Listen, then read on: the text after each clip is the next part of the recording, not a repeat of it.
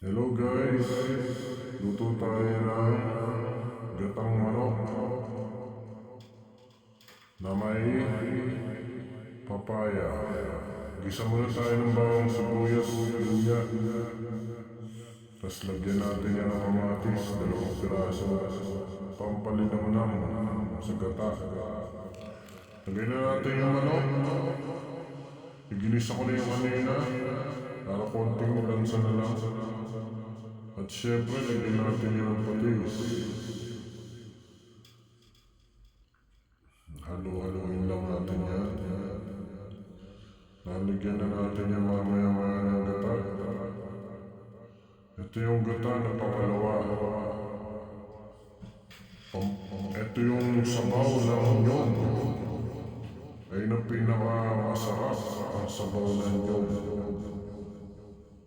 Nandiyan lang 80% ng lasa nandiyan sa sabaw ng nyog. At syempre, lagay na natin yung papaya. After kumulo. Yan, halumuloin lang natin yan. Tapos, haluin natin. Lagyan na natin yan ng pangmalasa, asin at paminta.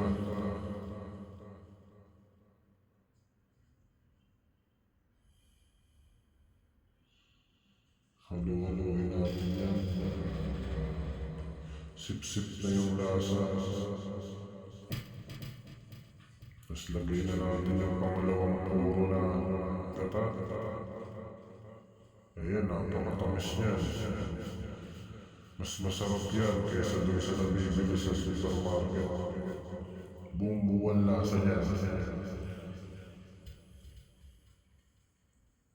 50 pesos lang sa palengke ang gata. Makukuha mo yung tunay na lasa pag sa tunay na nyog ka naggata. Pakuluin mo na yan. Lagyan na natin yung siling green na pampalasa at siling pula na pampang. Huwag nyo munang pipisahin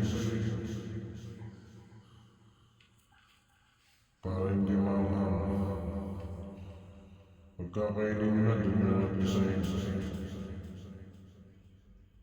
Ayun na, medyo malapit na tayo matapos. Naglutong-luto na yung papaya, lagyan na natin itong gulay na ito.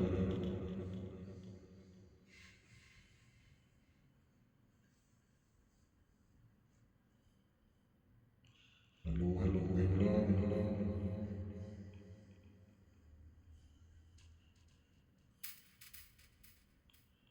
Tapos yan, okay na yan. Hintayin na naman natin medyo lumako.